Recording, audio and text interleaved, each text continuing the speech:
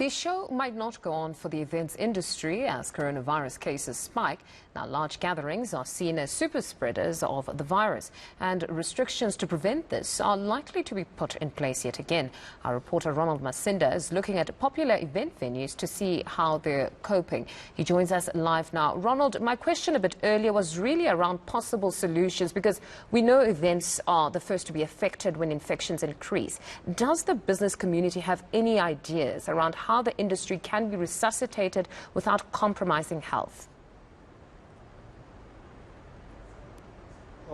From the conversation I had earlier on with an event organizer at the Champagne Festival that we attended in Franschhoek, she says that the only way forward for people to, or for life rather, to return to normality is that people need to vaccinate, and that should be made mandatory. But a lot of people have come out in not only in Franschhoek, but also where we are here at the Cape Town Halal Market. I'm joined now by one of the organizers. Thank you so much for your time. Just tell us briefly about this event, because we do understand that it didn't take place last year due to COVID.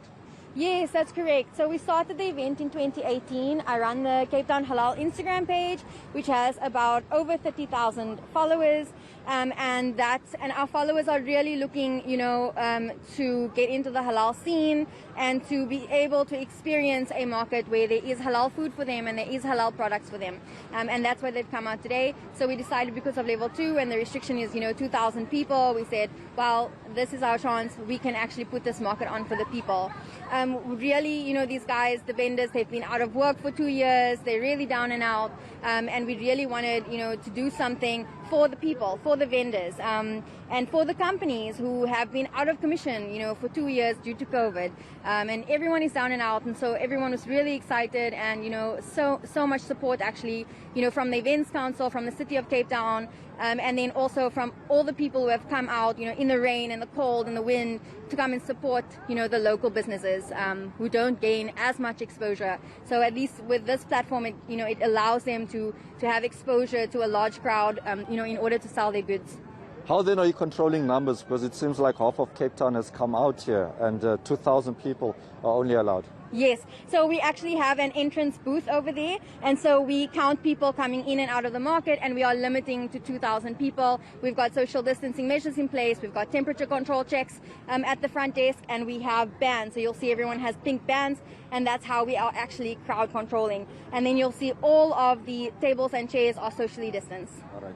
In terms of what we just discussed about the measures put in place, we heard from one or two people from other events saying that, vaccines should be made mandatory. Do you echo those sentiments? We definitely do agree that, vaccines are very, very important. And it's mainly due to the fact that, if you're vaccinated, you won't get sick or as sick as someone who is not vaccinated. So I do fully stand behind vaccinations. And I would like everyone to eventually, get vaccinated. Unfortunately, some people don't share the sentiment, but I'm fully vaccinated myself. Excellent. So just lastly, we do know that a lot of people are now saying that, there could be a family meeting soon, and one of the issues that could be spoken about will be the issue of social gatherings, especially as we head towards the festive season. In terms of what you guys are running here, how would you then motivate the president to say, listen, we've got everything in control? So we do fully understand the COVID, protocols and problems. And having had COVID myself in December, my entire family had COVID as well. So we are very, very aware of the protocols that need to be in place. And in fact, we fully stand behind and support the president in whatever he says. And when it was 750, when there were limits, we didn't have a market. We cancelled, 2020 due to the fact that, COVID was there and there was a massive risk. And I think that, the livelihoods of small business is so important. So if you can do something and you have the right protocols in place and you are socially distanced and nobody's really mixing, then I think why not? Because at the end of the day, everybody needs to, we are poverty stricken in this country, and it's not just our vendors that we're employing, it is car guards, it is electricians, it is the marquee people, the ambulances. So there is so much jobs that we are creating just by having this. And so I think it is really important. And as long as we stick to those COVID protocols, which we have tried to do to the best of our ability, then I think that, we should be, allowed to actually continue with a normal life as because we are getting vaccinated and we are pushing those vaccinations.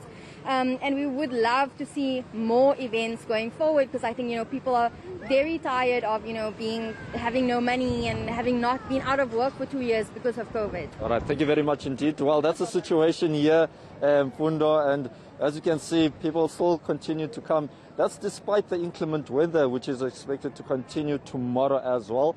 And this market is also expected to continue on Sunday. It's back to you for now. Now, Ronald, thank you very much. That's reporter Ronald Masinda there speaking to entrepreneurs around events and the Omicron variant.